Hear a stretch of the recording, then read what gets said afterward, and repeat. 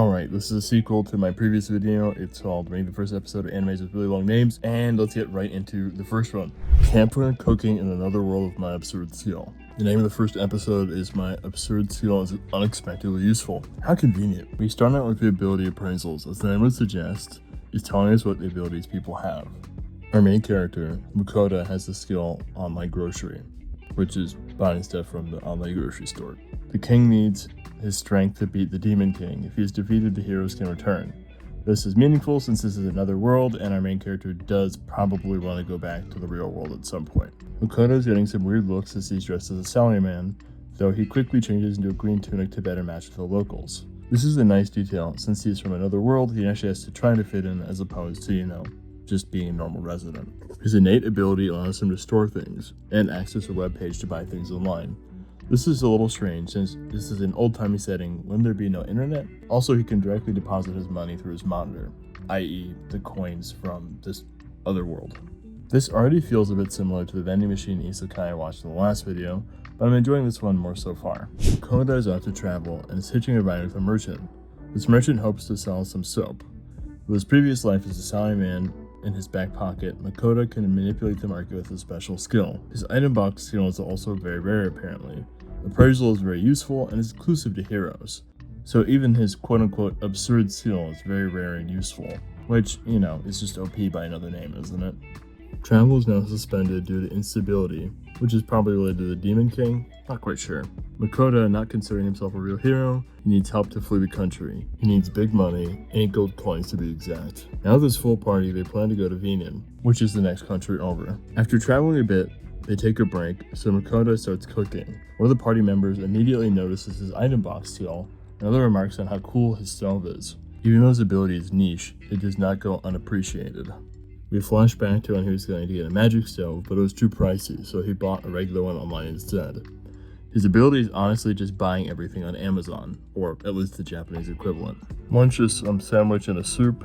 His party is enamored. Japanese sandwich bread is very good, but the soup is literally just from a mix. Come on, guys. Assailed by 2 poisonous moths, the group slays them quickly, with the mage healing their wounds from the poison. They also take out this big boar. There's a lot of meat, but luckily our main character can store it in his item box. The show also takes the time to show the main character cooking, almost reminiscent of Delicious in Dungeon, and not quite as exorbitantly detailed. I appreciate the attention to detail shown so far, as it actually makes me feel more immersed as opposed to, looking at a giant fucking vending machine. The party is overjoyed to actually have fresh food, and also find it very refreshing. They are more accustomed to dried and mediocre food. Also, the food he makes applies stat buffs. Using his appraisability, he can see what it does for them before, just asking them. He even has the intelligence to avoid showing his hand here, worrying his appraise skill will make him too valuable and a potential target for abduction. Speaking of smart decisions, he's trying to hide his usage of otherworldly ingredients, and use this world's ingredients more, and his sequel will make his cooking more special. His party is floored yet again. His ginger seasoning is basically magical, or more magical than, since it's real magic. They even make sandwiches with the pork, all while this menacing wolf watches. Fenrir, the big wolf guy, really wants some food too. He followed them all this way to eat Makoto's cooking. Lamau. He burns through all the rest of the pork just to save this monstrous wolf. His benefit? A contract to formally become his familiar. Whoa. So this giant wolf beast is his pet now. He wants to refuse, but he has no choice. Fenrir calls him over. They champ heads, the contract is made, and now he has to feed Fenrir 3 full meals a day.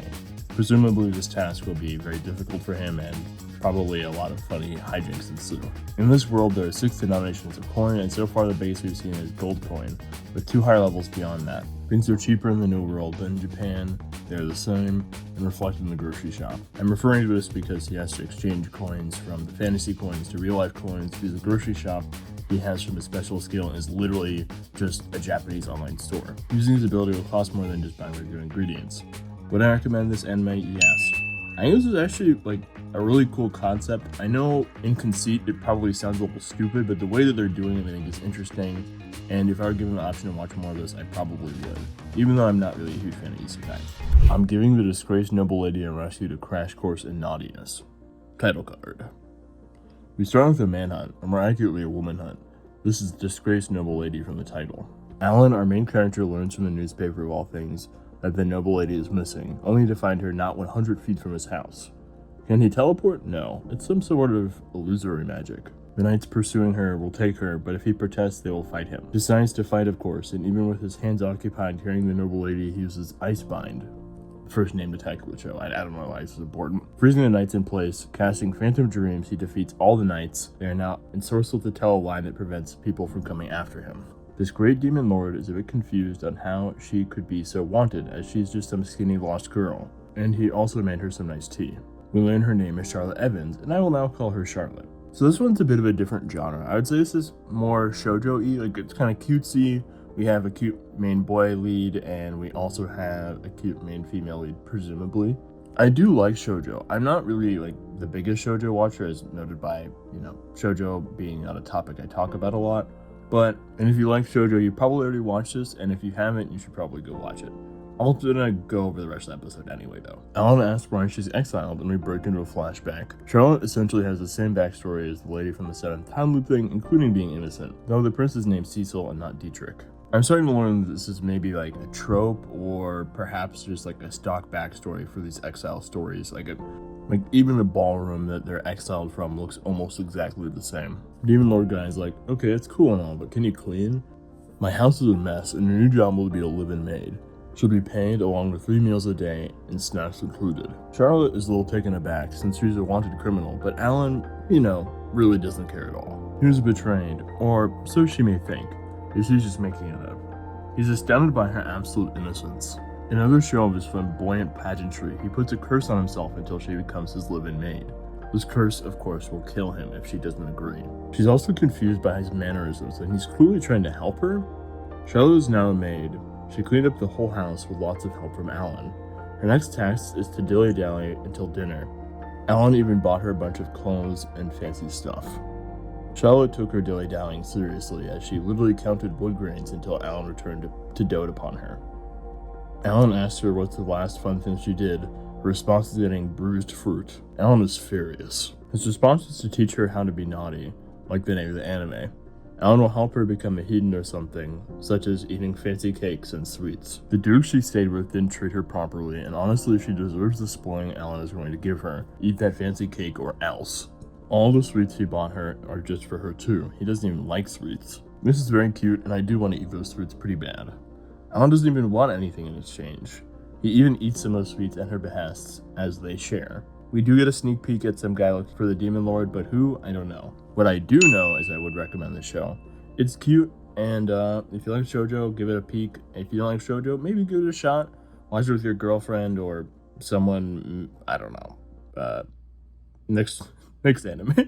The magical revolution of the reincarnated princess and the genius young lady. We also have some of the first light nudity in an anime we've seen. I think this is a mark of poor quality because of course it is. Notice how this is the only anime with nudity. She's now with some witchy lady, and this witch exposits about how magic is so cool. Algar does not want to marry Ophelia, and he shirks all the formality of the situation. He is mad, stating her unkindness against Elaine is reason enough. Algar also accuses her of many things, and his friends back him up. She awkwardly asks this is a bad time. I give up. This sucks so bad. Do people actually watch these? I don't even know what to say. And this is genuinely the type of anime I picture when I see an isekai with a comically long name. Bad characters, stupid names, fan service, copy-paste plot. On top of this being painfully predictable. Would I recommend this? No. Super no even. So I'm starting to notice some patterns here. So far, almost every single one of these anime has a mysterious noble lady, and it's always dumb. Grr, this princess exiled me, and now I need a new man, or in this latest one, a woman. The problem is this conceit is stupid. Why not just do a regular marriage or relationship? I'm not invested enough or shown enough establishing information outside of the 7th time loop one to even care. This is okay if they do something fun with it, but in public together? Like, that would be grounds for me to cancel my engagement. Anyway, mini rant aside, the first 2 seem pretty good. No maybes today, but 2 yeses. I call this a success, even if the last one's a huge stinker. Thanks for watching. Make sure to like, comment, and subscribe. I'd like to see you all in the next one. Choso Gaming out.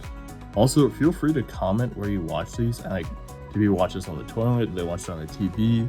Do you watch the videos actively, or do you just have me on in the background? Say it in the comments if you wanna. Bye-bye.